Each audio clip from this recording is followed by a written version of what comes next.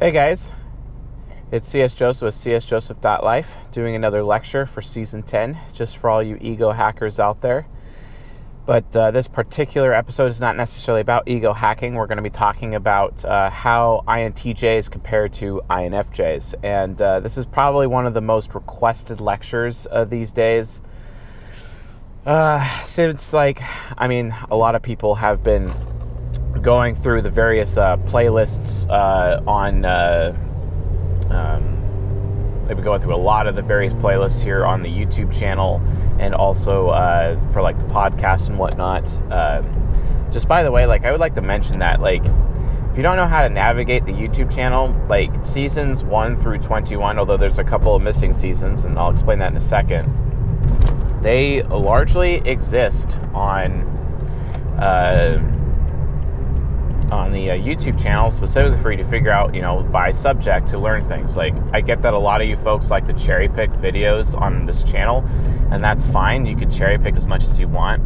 But if you're going to be one of those butthurt, for example, NFPs or STJs that are just watching your own, say, for example, you're an INFP, right? And you go watch the INFJ channel because you think for some reason you're an INFJ because that's what the test told you, And then you're going to be like, oh, now he's so rude and I'm not that way and then you don't even want to listen anymore, and then you just leave and never come back, right? And then eventually you do come back because you realize you may actually be wrong about that. But consider for a second that you might be mistyped.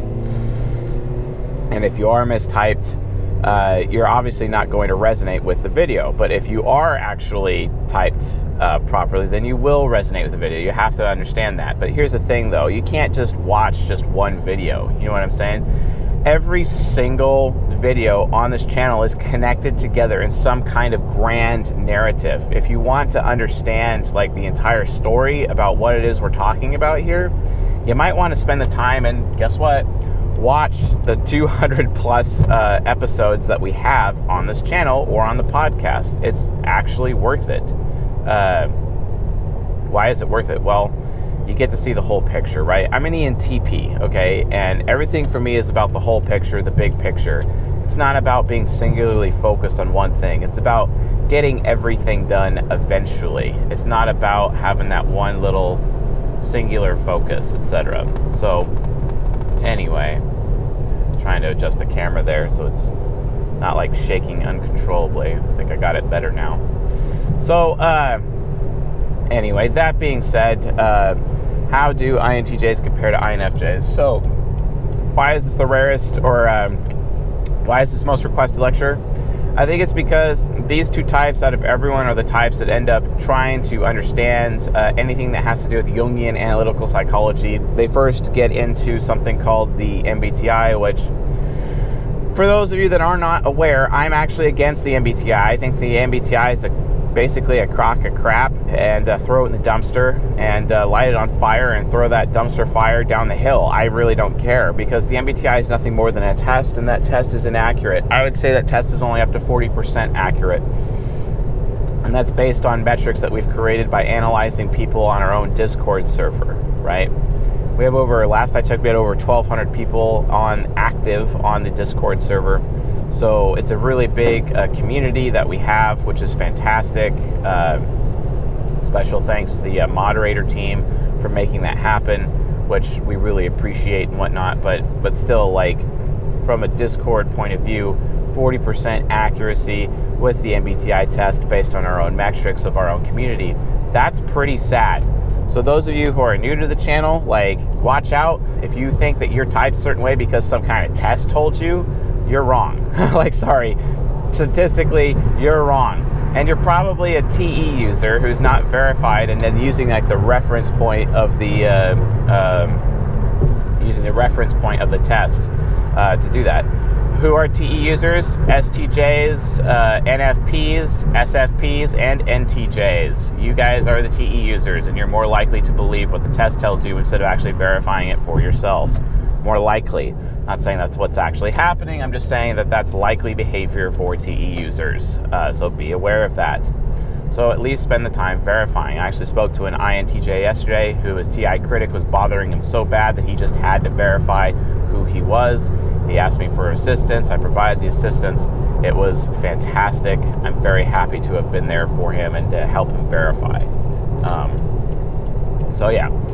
But this is the most requested lecture. And again, why is that? It's because people who, introverted intuitives, so INTJs, INFJs, INTPs, INFPs, are the biggest audience when it comes to anything MBTI or Jungian analytical psychology or depth psychology related, right? For some reason, these types just really struggle. It's because they don't really understand themselves, and they don't understand other people because they're trying to compare themselves to other people, or they're trying to figure out why, when it comes to life, they're constantly, picked last or alone, or they can't really interface with other people, or they get highly sensitive. There's a plethora of different reasons as to why, and they're just trying to find answers, right? Well, it's no different for these two types. Why is that? Because guess what, folks? These two types are the rarest of all the types. And I mean rare, the rarest of the types. INTJs, 1% of the population. INFJs, 0.5% of the population. 1 out of every 100 people on this planet is an INTJ. One person out of every 200 people is an INFJ.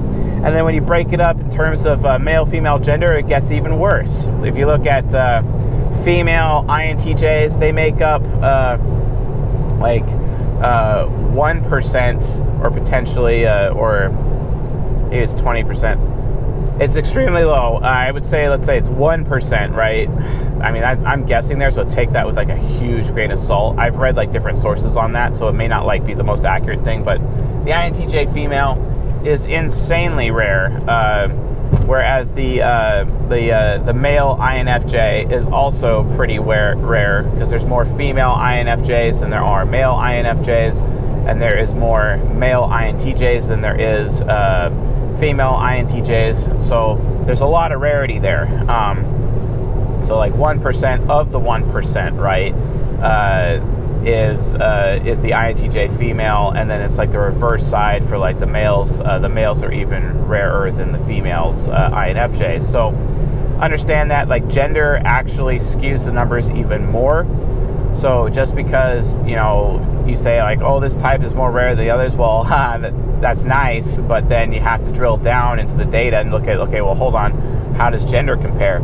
And gender makes it even harder for these two types. So, but anyway, I would like to state though that these two types are literally my most favorite. I love INJs. INJs are the dopest. Oh my gosh, they are so amazing.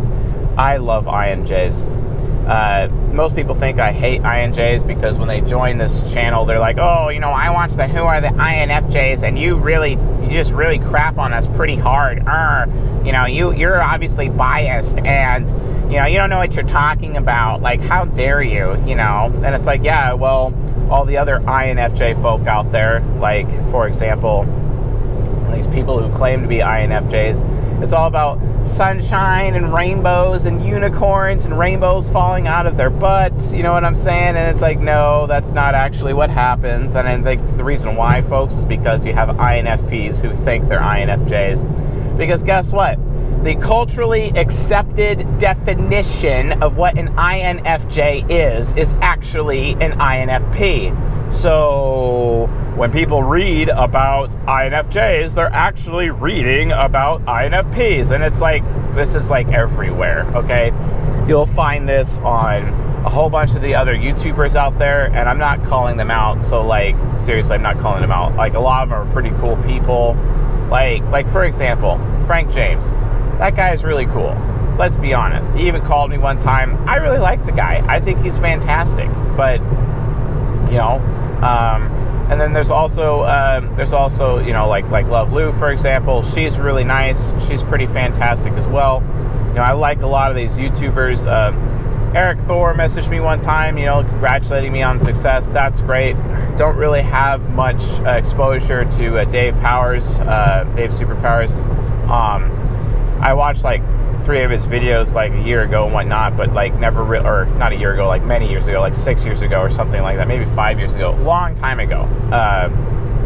And it's okay, cool. But the one YouTube channel that I really do enjoy in terms of typing is actually Bryant Chambers. I really do enjoy Bryant Chambers' work at times because he's not completely focused on psychology, although he talks about it. He's got a really well-rounded channel, and I think he's definitely doing things. Now, from a psychology standpoint, do I agree with everything he says? No, not really. I wish he would talk a little bit more about like the four sides of the mind, but he has a pretty decent understanding of cognitive functions. And like, I actually reached out to him a long time ago to collab. He's like, no, and I'm like, okay, that's fine, man. It's all good.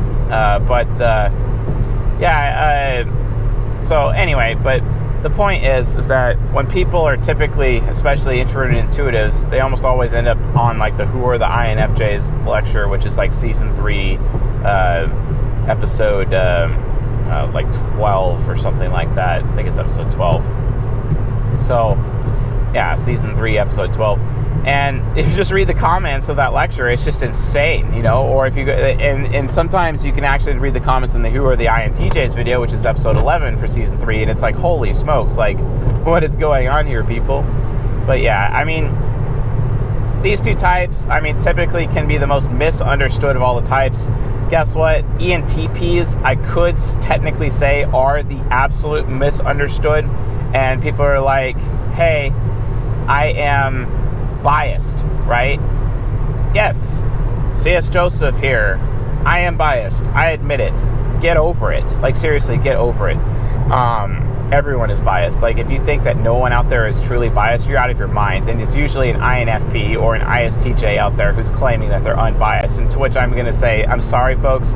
You're actually the most partial out of everybody. So don't even go there with me. Like, seriously. And just you wait till I release the How to Social Engineer INFPs. You're going to find out that that's like not actually like, oh, because you may not think it's that easy. It's really easy to social engineer an INFP. Like, it's really easy. So like, don't like get off the high horse, please. Get on the pony. You know what I'm saying? Get on the pony. Yep, that is like literally my new ism these days. My new C.S. Joseph statement. Hashtag get on the pony.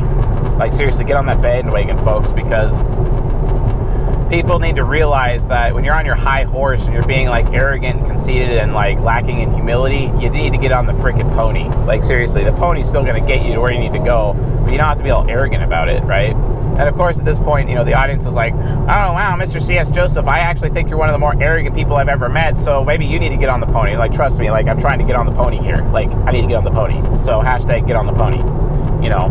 So, I'll lead from the front, but I'll be on the pony, if you know what I'm saying, because, like, and we need to, like, pony up, right? Like, seriously, pony up here.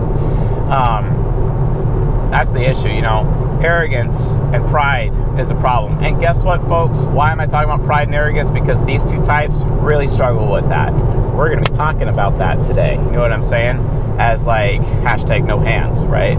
So, anyway, season 10, episode 7. That means we got one more episode after this, and I'm so excited because that means we're going to be completing another season finally. Don't forget what seasons are open still. Season 10, season 14. We also have season 17, season 18, and season 21. So we have 5 seasons for what we call the basics. There's also going to be season 22, which is only going to be available if you are on our email list. Season 22 is only available if you're on our email, because we're only sending the link out to watch those on our email. And I know you guys don't like getting spammed by people, but you're going to want to get spammed by us. You know what I'm saying? Because you're going to get private lectures. Even if you're not even a Patreon member, you still get that lecture. Now, if you are a Patreon member and you're not on the email list, that lecture will still be made available to you. So, like, don't worry about that. We got you guys. We got our patrons. Our patrons are the dopest. Don't worry about it. We got you. But season 22, we're going to be talking about cognitive transitions, okay? And then season 23, we're going to be talking about maturity. So, but yeah, anyway, seasons 1 through 21 are the basics. They are the absolute basics. It is the foundation of the science. It is the foundation of depth psychology. And then above season 21, we're getting into intermediate subjects. and it's going to be amazing. And then also we're going to be launching Ego Hacker, and I think you folks are going to definitely love what we're going to be doing with Ego Hacker as well. We're also be working with some other people to get our production quality up. But anyway, so yeah, these two types are the rarest of the rare. How do INTJs compare to INFJs? So typically we've seen, people as INFPs who think they're INFJs, or people who think they're INFJs, they're really INFPs, or like vice versa, back and forth. Haven't really had as many INTJ versus INTP folk confusing each other. It's more of INTJs confusing themselves with INFJs. It's because the letter dichotomies of the MBTI test are absolute crap. Yeah, I'm sorry, like Isabel Myers, if you're like twisting in your grave right now, get over yourself. Like seriously, just seriously get over yourself. You created an inferior system. I'm sorry, like it's inferior. Thank you for getting us at least to this point, though, because the way the collective unconscious works, kind of needed your work to actually be able to get to this point of understanding. But I'm sorry, your work is outdated. It's time for us to move on to something better. You know what I'm saying? Cognitive functions, 4 sides of the mind. Let's actually take control of our cognition and our psychology for once as a race. Mainstream it. Let's create some laws based on this stuff so we're not harming our children anymore or our relationships, and then start reaching a higher quality of life on the earth as we know it, because guess what? Everyone like literally knows everything there is to know about this. So I have no idea why I'm actually wearing these, because like I don't even care. Kind of odd, but great. So awesome. So INJs, my most favorite of all the types. Now, don't get me wrong, I love all NJs. I love ENFJs, I love ENTJs. I think they're fantastic. I had the honor of dating all of the NJs in my life, and I have to say, while I did have some bad experiences with each, I had some really, really good experiences with each of the NJs in my life. Some of them taught me some different things. Like the ENFJ that I was with for 4 years taught me more to be more human and also take responsibility as a parent and kind of prioritize things higher, from a parenting point of view. And I'm very thankful and grateful to her for that as well. The ENTJ I was with really helped me, from a business standpoint, develop habits of getting organized, which is also pretty fantastic. The INFJ that I was with kind of helped me learn how to enjoy life a little bit more and not be like such a workaholic all the time, even though, guess what, folks, I am a workaholic. And the INTJs in my life, taught me the value of family, for example, and also it's interesting, even though they have like FE Trickster, they also taught me like the value of human relationships, because honestly, I took a lot of relationships for granted, right? And I come to realize, like with INTJs specifically, even though they have FE Trickster, the few human relationships that they have with their fellow human beings and those social interactions are extremely valuable to them, absolutely valuable to them. And and I don't want to get in the way of those relationships, because and especially like take it from like an INJ standpoint, and then both of them have this issue. If they're not interfacing with other people, then their growth is actually like grossly inhibited, right? And that's a huge risk that INJs have. And it's not exactly like the healthiest thing, So for those INJs out there who are kind of like shut-ins and whatnot, if you're not having relationships with other people, you're not going to grow. I'm sorry, that's a fact. And it's especially worse with INTJs because they don't have FE Parent, which kind of forces social interaction on them, and it's a lot easier for INFJs to interface with people than INTJs. This is why I maintain INTJs actually have the most difficulty of all of the types, with potentially the exception of INTPs, but still INTPs have FE, so they can still get through social interaction if they can just get over their social anxiety. But INTJs, especially INTJ women, really, really struggle with interfacing with other people in a social setting or being able to maintain social relationships on a regular basis. And it's very difficult for them to do so because it's very draining. It can be very emotionally draining for them to do this, right? And I'll admit, like, I've even emotionally drained INTJs, especially INTJ women, it's just not the best thing, for them at times, based on that. So it is what it is, right? Like, it happens. The thing is, though, in order for an INTJ to grow, they need to have relationships with other people. And that's one of the things that, me being in relationships, intimate relationships with INTJs, I have learned the value of relationships more from their type than anyone else. And it's funny, because you'd think that I learned that from like an NFJ. And like, no, actually, I really learned it from an INTJ, because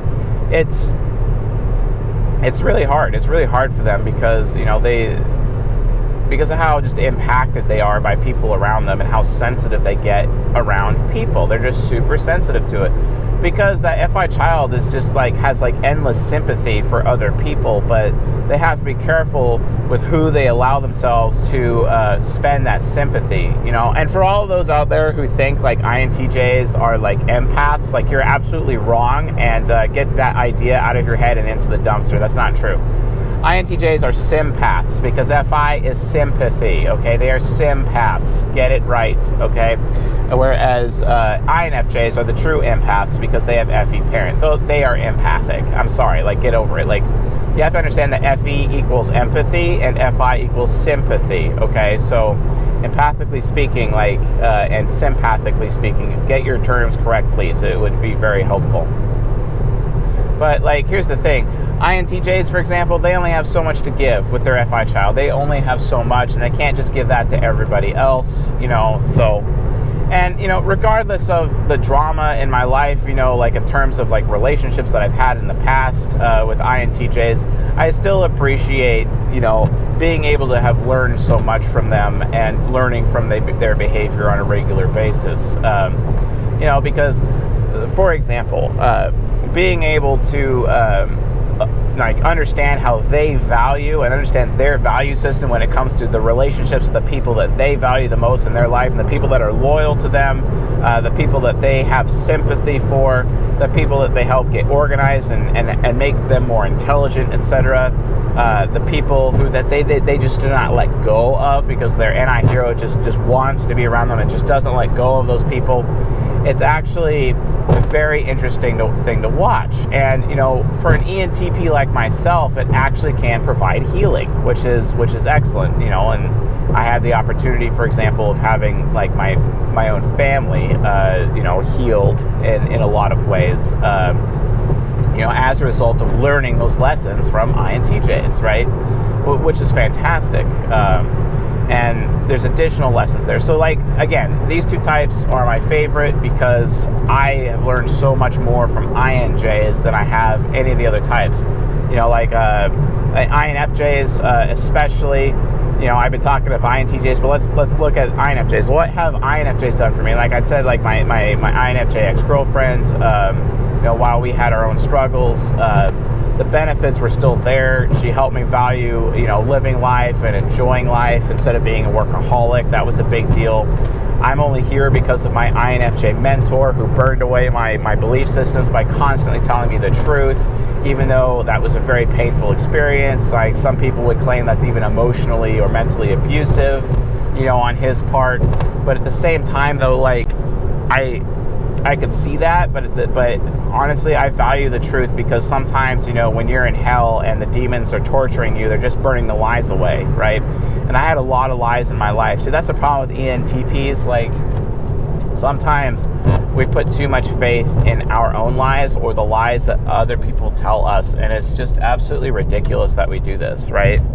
So we really need that TI child to just kind of provide that additional truth and burn the lies away. You know what I'm saying? And it's super important to have that opportunity when people, when we know for a fact that, hey, the lies are being burned away, right? So I was able to really start walking in truth as a result of knowing my INFJ mentor, and I know him, my relationship with him these days is probably at an all-time low, but I still appreciate him because he still took the time and the effort to mentor me, and as that pedagogue relationship, which we haven't gotten into socionics yet, which we will in season 17.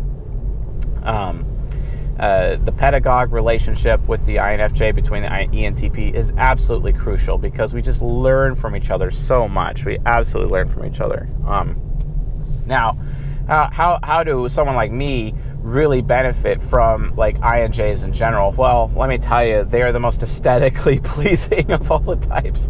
They just are. Like, especially the SI inferior. I'm sorry, like SE inferior is the most attractive of all the cognitive functions. So, and not only that, no one can outperform these people.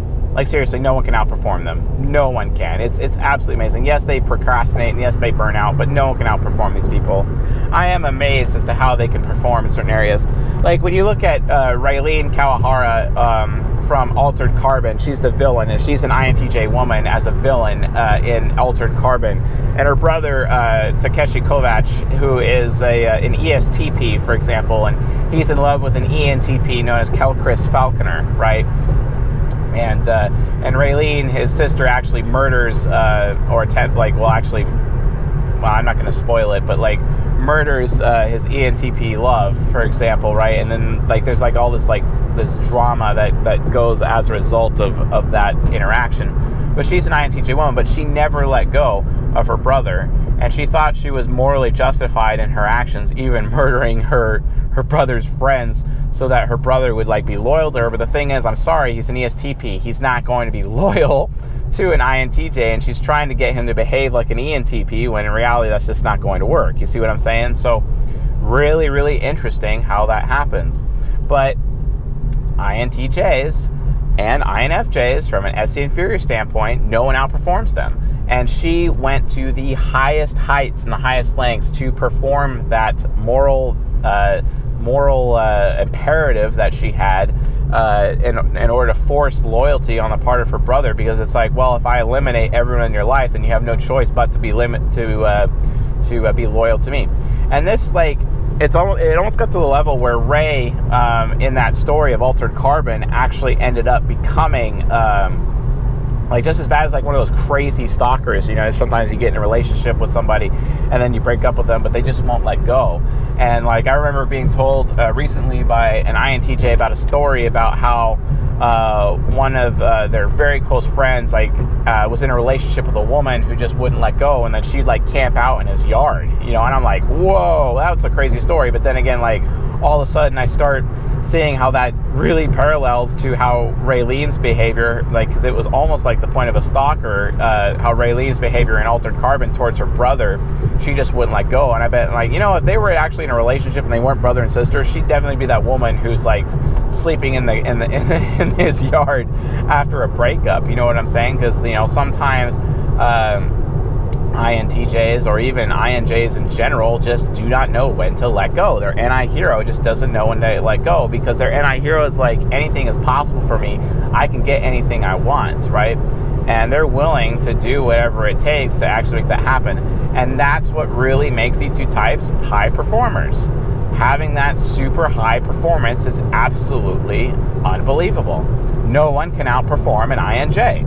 And no one is more aesthetically pleasing than an INJ. I'm sorry, like when INJs clean up, no one is more attractive than they are. That's a fact. Like, I'm sorry, that's a fact. Like seriously, it's a fact. So if you're out there and you got performance anxiety from your SE inferior, I'm sorry, like, get over yourself. Start aspiring, start learning aesthetica, start learning how to perform, you know, stop procrastinating, and actually just, you know, hold yourself to deadlines, or get some external human being who's either going to think less of you or value you less because of lack of performance, to put those demands on your life, to put deadlines on you, and adhere to those deadlines, because then you'll be more productive and you won't be like, you know, cursed by the procrastination that you both have, like that these two types have. You know what I'm saying?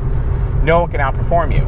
Like, it's amazing, you know, like, stop doing this whole thing. Well, it's only going to take me 4 hours to do this thing, so before the deadline I'm going to do it like 5 hours beforehand. Like, Stop doing that. Like, it's unhealthy behavior. And then, by the way, people who, like me, who understand that, could like social engineer the situation and set you up for failure so that you end up losing your job.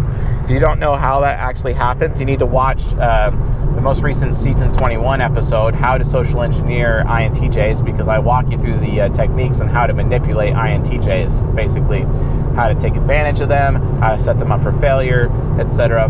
I do this because it's important that INTJs know that they are aware of these hang-ups that they have and how they can be taken advantage of, and then also, like, from that point of view, where that can lead, right? So just be aware of that, right? Wow, my allergies are like so bad right now.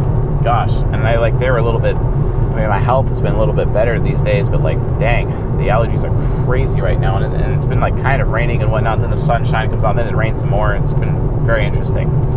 So, but yeah, no one can outperform these two types, so just understand that. Like, I've been amazed recently, like, with how, like, INTJs in my life are just, like, they consistently outperform everyone. It's like they have something to prove, and it's the only, like, if they have to have some great work to show for what they're doing, that way they can prove to themselves that they are high performers, because guess what? These two types are afraid of looking like they are not really well at performing, and and that's why INFJs feel worthless and useless all the time, because it comes to that performance anxiety as well as that FI critic combining together. And INTJs, sometimes they question whether or not they're actually intelligent enough to actually complete tasks, so they kind of overcompensate in that area to show that they can do it, right? And they take that very seriously. But then again, because of that performance anxiety, both these two types have like some serious abandonment issues. They really need people to be loyal to them, and the thing is, though, is that if they're not going to behave like loyally to other people, if they're not going to like give trust to other people in their life, well, then that's going to cause some problems, and it's going to cause the people that should be loyal to them to not actually be loyal to them or even be around them, because like that's not a very good experience. So then there's some give and take there, right? And those people that they would typically be with are ENPs, let's be honest. So just be aware of that. The responsibility of loyalty is technically on both sides. It's just one side of a coin, right? So you cannot expect, like, in a relationship context or a friendship context or professional context, in terms of loyalty, like, if you're not willing to, be trusting with somebody, or if you're not willing to be trustworthy, or, if you're not willing to share in those areas, when one person is demonstrating that, then the other person needs to demonstrate that as well. The responsibility is on both people, right? And it's no different from, INJs, because it's like, okay, yes, you have abandonment issues. All INJs do. That's understandable. It just comes from SE inferior. But then because of that, they both have NE nemesis, which causes people to worry about, which causes INJs to worry about, okay, well, this person's probably going to betray me one point in time. But that's not even real. And sometimes they have that feeling, even though like that other person's like, okay, well, they don't have a track record of betrayal, and then all of a sudden, like, they're assuming that they betrayed. Now, a really close, well, I wouldn't say close, but an INTJ friend of mine, who is a woman and is a business owner, recently told me something very, very important. And she said, she said something along the lines of, when an INTJ woman, for example, breaks up with you or is willing to end the relationship and whatnot, it's not necessarily because of how you're behaving now or because of how you have behaved. It's actually because the INTJ is basically ending the relationship or pulling away from you now because of who they believe you will become.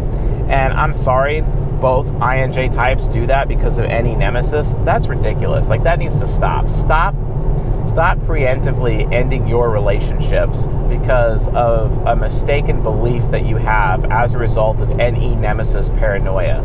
If the person doesn't have a track record of that behavior and they're not actually doing it to you now and have not done it to you in your relationship, it probably wouldn't be a good idea to do that. And I've been coaching so many INJs through that issue of any nemesis paranoia consistently, and it's just like, there have even been times when I have said you might want to do a loyalty check. Just don't make sure your loyalty check is way too flamboyant, if you're really, really insecure about the person, but just understand, like, you can only loyalty check so much. And if you over loyalty check, if you do it too many times, or if your loyalty check is way too big, the SI user that you're with and who's like loyal to you will be like, okay, well, why do I even bother if you're just going to treat me like this? Because that's just a sign of a lack of trust, right? I'm sorry, INJ insecurity is really rough in that regard, and that's what happens with the inferior and nemesis functions. And it gets even worse when they combine, because then they have like this worried fear, worried that you're going to betray me, fear that you're going to abandon me, and then I'm going to start loyalty checking you or making these decisions, or I'm not going to trust you, and then as a result of not trusting you, right, I'm going to start making decisions, based on that lack of trust. But then it creates a self-fulfilling prophecy, where the SI user is like, okay, well, if I'm going to do the time, I may as well do the crime, or why do I even bother? Because it doesn't matter what I do. It's always a catch-22. It doesn't matter what I do. It doesn't matter what I say. I am always going to be put in that position. And this behavior is consistent with every INJ I've ever come into contact with. Every INJ, literally every INJ. And it is a huge hang-up. But here's the difference, folks. This is why they're built for ENPs, because ENPs can take the punishment, right? Like SI inferior can take that punishment to just really hold on and like turtle their way, basically, get in the turtle shell, right? And turtle their way through that storm, basically, the any nemesis SE inferior storm that's created within the soul of the INJ. And then all of a sudden the SI, NI, inferior and nemesis of the ENP can really weather that storm. And that's even professionally speaking. Like, for example, like my boss, he's an INTJ. He's fantastic. Like, he's like the best boss I've ever had. I am consistently impressed by him over and over and over. And he's very gentle, very, very gentle with me. And I really appreciate him. He's a good man, very rational individual. And like, he's not afraid to criticize me, and he'll hold me to a higher standard, which is great. And he'll put the gun to my head if it needs to be there. But and sometimes I need that. Like, don't get me wrong, but like saying, and sometimes he gets all stormy in that regard, and then I just I get through it and whatnot because of endurance provided by SI, and then also NI nemesis as well, where I worry about my own future, or I'm insecure about things that I've never done before, etc. But I am able to take the hits of the NESE storm created within the INJ, right? Those storms happen, and you just got to weather the storm, right? Well, it's been great. Like, even on a professional standpoint, like, to be able to do that, it's actually kind of meeting his need while simultaneously it's meeting my need as well, because I'm improving, I'm growing, I'm getting my horizons expanded, but then he's not feeling like he's being abandoned, right? Much less disrespected, right? So in a professional setting, it's absolutely important. So, shout out to my boss if he actually is watching this, or listening to this, because dude, you are one of the best people I've ever met in my life, and I'm very thankful to be working for you on a daily basis. So that being said, I guess I've been talking about various functions without actually calling them out. So let's just kind of go through the functions right now then. So NI Hero, okay? NI Hero is very special. NI Hero is like the tip of the spear for our race. It's like the trailblazer. It can literally get through anything, and it can get through any barrier, basically. If it wants to break barriers, it can traverse and eventually get through any barrier, any obstacle. It can do it. And this is especially important because when you have SI Demon as INJs, SI Demon, these two types end up getting the rarest of all the diseases. Why is that? Well, guess what? Guess what? NI Hero,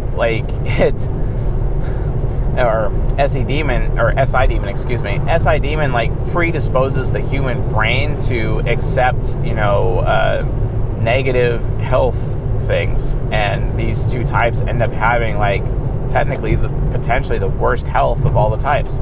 SE Demon can as well, but SI Demon especially. And my INFJ uncle, who's a fantastic human being, by the way, he's the man I probably respect the most in my life. He's been through a lot, and he has his SI demon, and his health is just absolutely terrible. But then he gets like within an inch of death over and over and over again. But his NI hero still holding on. No, I'm not going to let death claim me, and he still makes it through by sheer force of will. That's the power of NI hero. NI hero is literally sheer force of will. And let me tell you something, folks. If you're playing like Magic the Gathering, my favorite card in the entire world is Force of Will.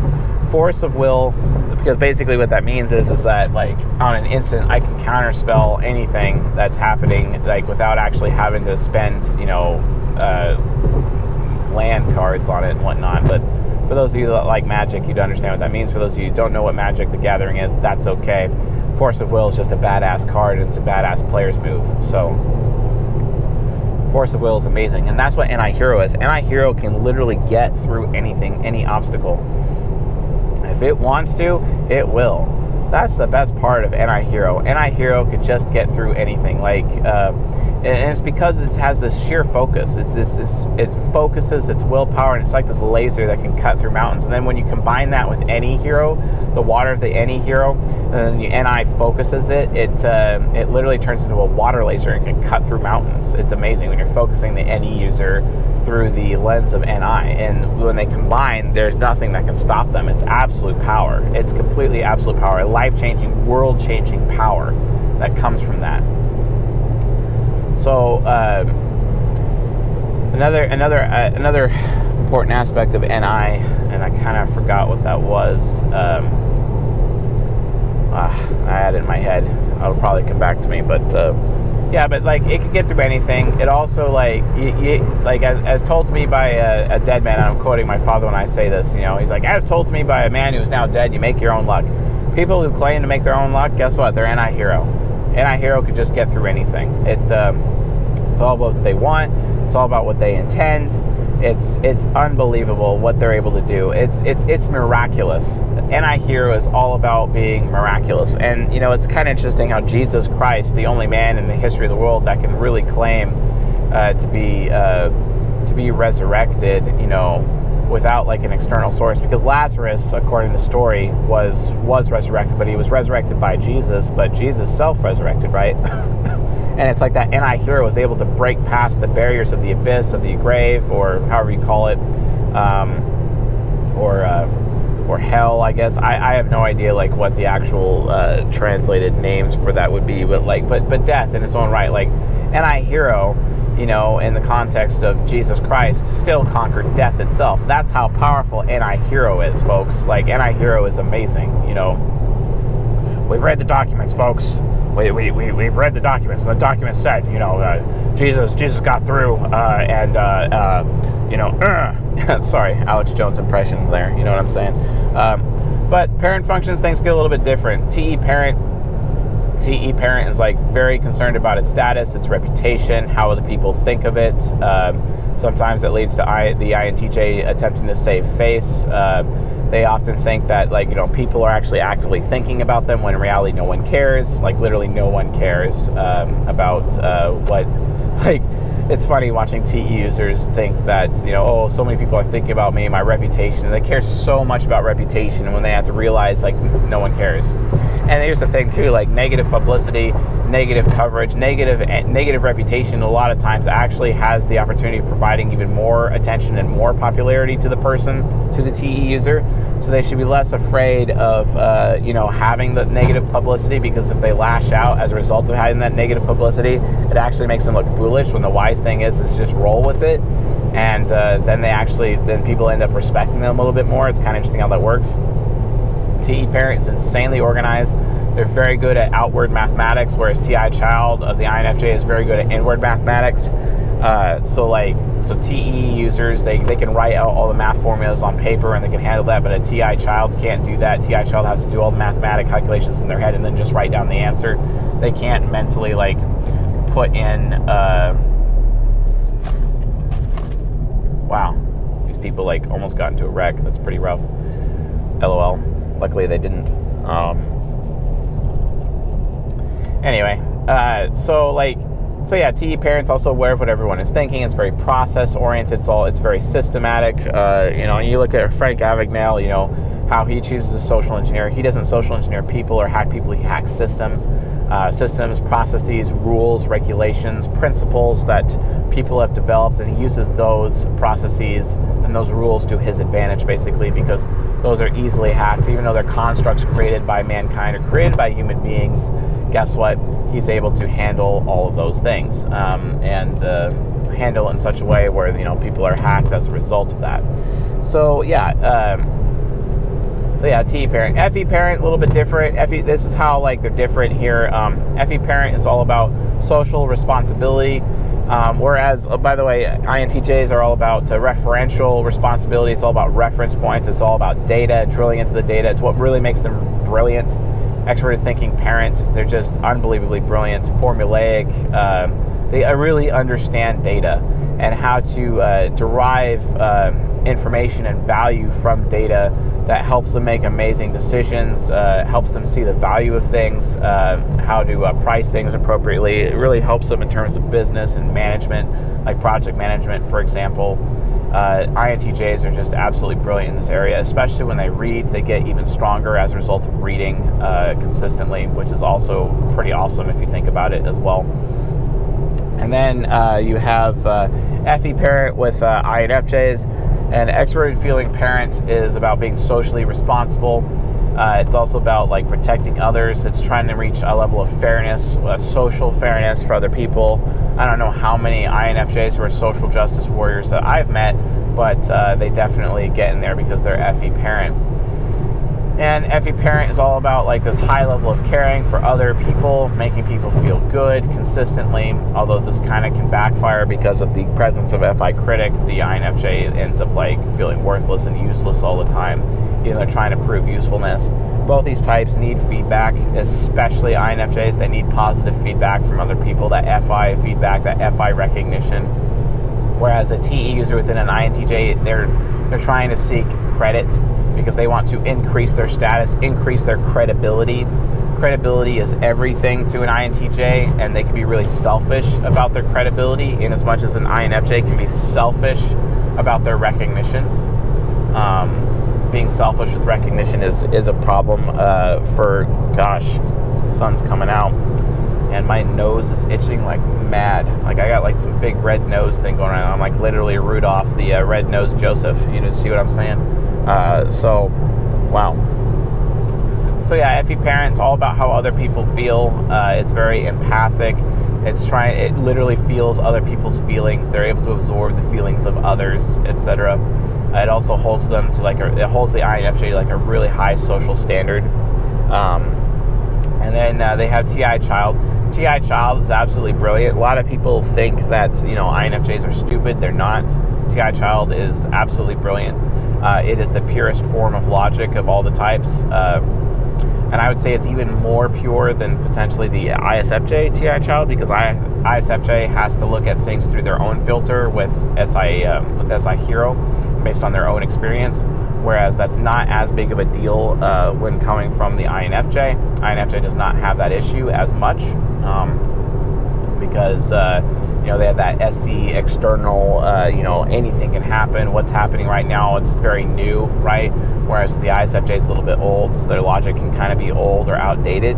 Whereas the INFJ, it's always fresh. It's always fresh logic, which is why, in my opinion, the TI child of the INFJ is probably the most unadulterated logic that exists within all the 16 types. And it's no wonder that Jesus Christ is an INFJ, you know what I'm saying? Because if he's speaking the truth, then the way that he's speaking the truth is the most important approach, because it's the most unadulterated form of logic that's within the corrupt human system, as it were.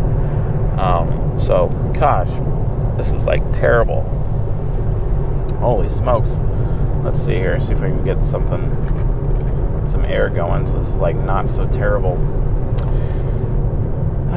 Wow, that's a nice advertisement for a knife. I like knives. Anyway, and TI child is all about both these types can get pretty cocky because that's the inferior, right? They have something to prove, so they can prove to themselves that they're not as badly performing as they're afraid they are. But the truth is, INJs perform better than everybody else. They absolutely perform better than everybody else. Then there's the FI child of the INTJ, which is the most unadulterated form of the least corrupt form of morality, which I've seen. They're very, very moral. The problem is that their morals can get stuck with incorrect beliefs, because if they listen to things, they set up standards with their TE parent, they hear what people say, they read various books and whatnot, their morals can be corrupted over time, and their morals could just basically be like bad morals, like inept or incapable morals. Whereas the ethics of an INFJ through FE parent can also be corrupted, because if what they think is logically true, if it has the incorrect input ahead of time and that logical tree is wrong ahead of time, well, then they could be corrupted. And because here's the problem, NFJs have this issue: if they're around bad people, they too will become bad. That's why I constantly tell them, hey, you're going to mirror people, right? Just like how the INTJ, if they're around stupid people, they themselves will become stupid, right? So INTJs have the burden of keeping smart people around them at all times, whereas the INFJ has the burden of keeping good people around them at all times, because if they don't, well, there's the chance for corruption.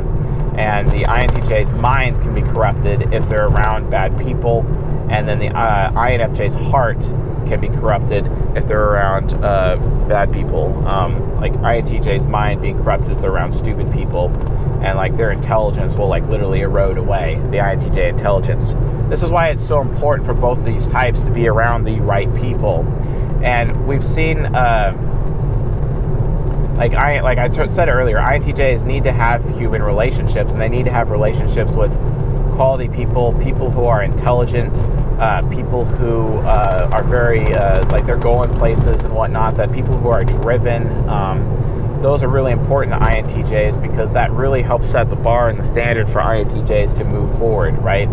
And then it keeps them sharp, it keeps them intelligent, right? Well, it's no different from like the heart of the INFJ. The INFJ needs to be around good, moral people in order for themselves to stay moral. They are not moral even of their own right.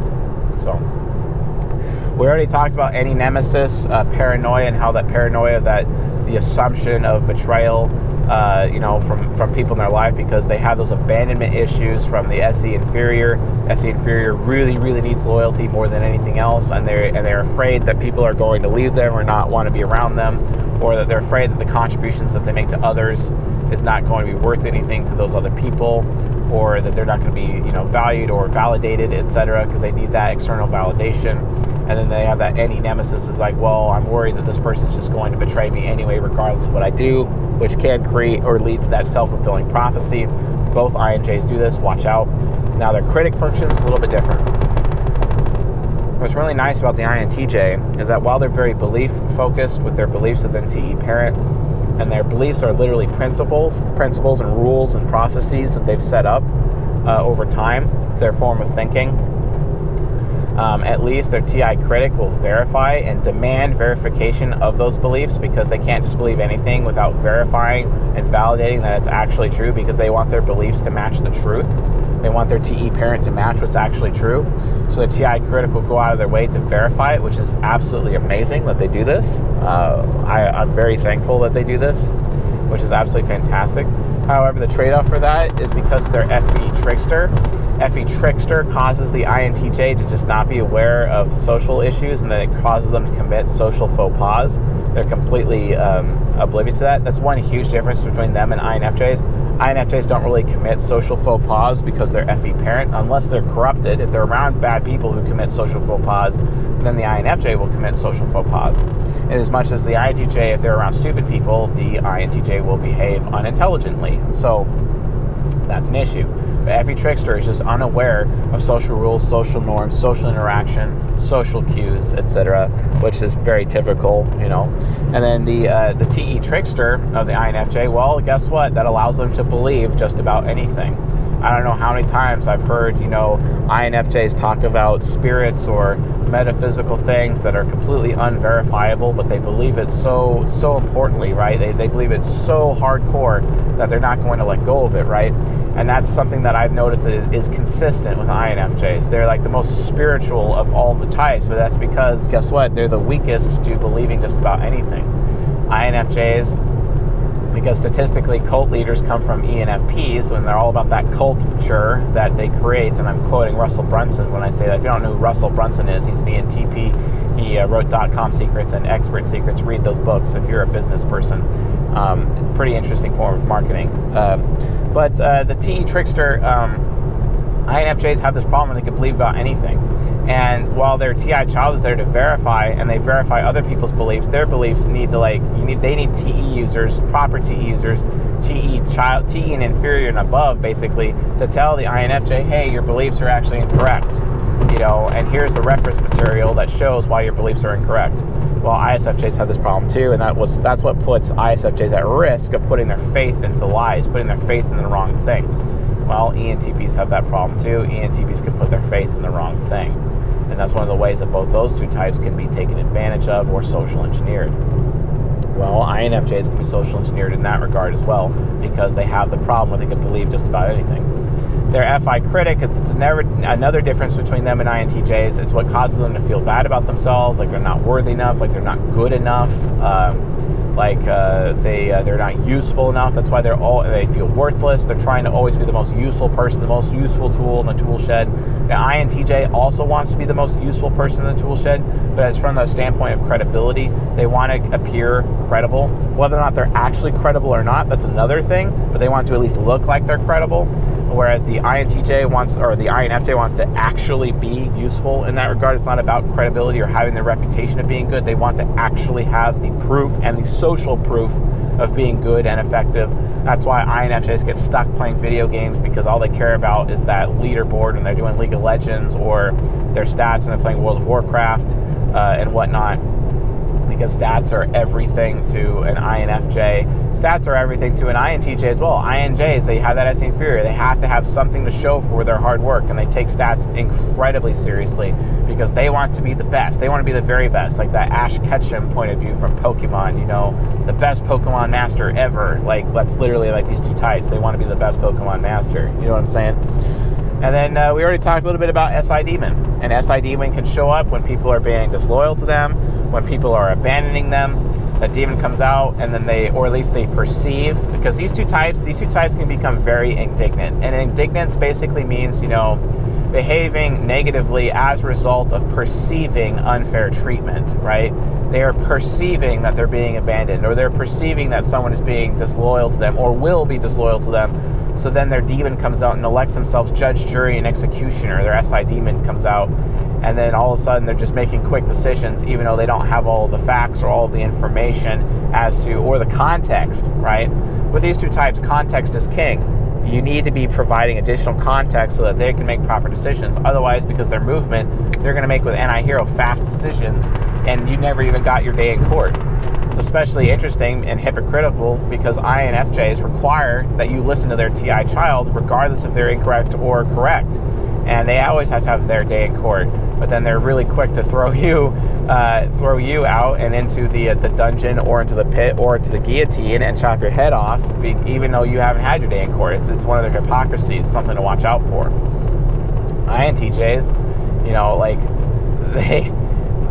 sometimes they'll listen, sometimes they won't. It just kind of depends on what their mood is, right? Their mood impacts, how they make that decision. And if they're already in a bad mood and they already suspect that you're about to abandon them, or that you are disloyal to them, or if they have proof of that, or they're putting because their heads will fill in the gaps automatically. Both these types do this, where any nemesis is like, well, I see this, this might be a pattern, I'm going to fill in the gaps here. And that's a really bad pattern, even though they don't have a really bad pattern of behavior, even though they don't have all the information or even the entire context. And then they assume something bad is happening, and then they make decisions based on that assumption.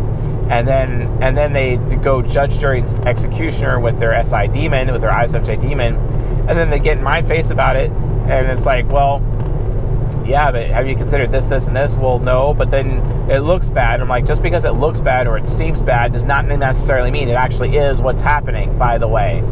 You can't do that to people. INJs, seriously, stop doing that to people. People are not as bad as you think they are. And I get that you both are perfectionists. Both these types are super mega perfectionists, but that's not okay. No one else can live up to your standards of perfection, and oftentimes it's very off-putting. Let me tell you something, especially when it comes to loving INJs, ENPs who are built for INJs, ENFPs who are built for INFJs, they are trying to seek out perfections. And the ENFPs, they fall in love with the perfections that they find within the INFJs. ENTPs, that's not how it works. ENTPs fall in love with the flaws that they find in their INTJ, because the ENTP looks at the INTJ and they're like, wow, this person is like literally perfect already, but I want to find the flaws, and I want to love and nurture and care for those flaws. The ENTP falls in love with the flaws of the INTJ. The ENFP falls in love with the perfections they find within the INFJ. So remember that, like INTJs out there, be willing to share your flaws, especially with your like ENTP lover out there. Like seriously, be willing to share with your flaws, like, because your flaws are actually is what makes you beautiful or handsome or respectable. Those, and because when they find those flaws, it's like, wow, you're able to live with those flaws and still be basically almost perfect in spite of those flaws. That's amazing, and that's really beautiful to an ENTP, right? INFJs, you know, like, while you feel and seem insanely flawed, you actually do have some perfections within you, and just focus on those strengths. Build up those strengths. Those strengths are everything. Build up those perfections and really perfect your craft, perfect yourself, right? So understand that. That's a huge difference between, you know, the INFJ and the INTJ, right? Whereas like the INTJ and the ENTP, you're already perfect, but you have these few things here and there. But I love those few little flaws about you. Whereas it's the other way around with the INFJ, right? Just something to consider if, you know, with folks being in INJ, ENP relationships, it's absolutely crucial. You know, just be aware of that, you know. Don't allow your SE inferior insecurity to get in the way of you having relationships, friendships, being in a professional situation. You have to understand, you guys already by default outperform everybody else anyway, by default. It's literally by default. You already do. But you're afraid that you don't. Stop being afraid. You already outperform. You already are the most aesthetically pleasing of all the types. You're the most attractive of all the types. You're already there. You already have it. You just have to apply yourself. And by applying yourself, you reach those highest heights that no one else can reach. And ENPs like me admire that. We admire that about you INJs. We absolutely admire it. We love it. We are loyal to it. But do not let your fear and your insecurity determine your decisions. Do not let your fear and your insecurity get in the way of you trusting people. The virtue of the INTJ is to be trusting. Use it. It's okay. You don't have to be trusting to everybody, just the precious few. And then obviously INFJs, have good people around you. Like, invest in the people around you that you know are always going to be there for you. Part of your wolf pack. That's who you are. That's who you need to be. Okay?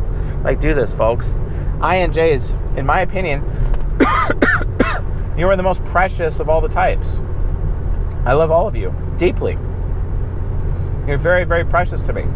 You know, and just understand, like, the world's not going to change without you folks. You guys are the tip of the spear. You guys are anti-hero. We need you. Like, I start the process, right? Just as Nagato started the process for Naruto, or John the Baptist started the process for Jesus, or Socrates started the process for Plato, right? The finishers at the end of the day get all the credit, all the recognition, right? I'm just a starter. I can't change the world without you INJs. I need you to be there on the cross saying it is finished, okay? I need you INJs to rise and rise to your abilities and be the anti-hero, the tip of the spear for our race, to change our race forever and ever, for the better. I can't do it without you. I can only start the process, but I need you to finish the process, okay? Get over your performance anxiety, damn it. Stop being paranoid, okay? Surround yourself with intelligent people. Surround yourself with good people and become better versions of yourselves. We cannot do this without you, okay? We cannot. All right. Well, if you found this lecture useful, helpful, educational, enlightening, whatnot, please subscribe to the channel here on YouTube and also on the podcast. If you want to get access to our private lectures where we're talking about romantic compatibility right now, become a Patreon subscriber, patreon.com/csjoseph. Definitely get into that. We got t-shirts for sale, I think. We're working on some amazing written content that we're getting out to you guys very soon.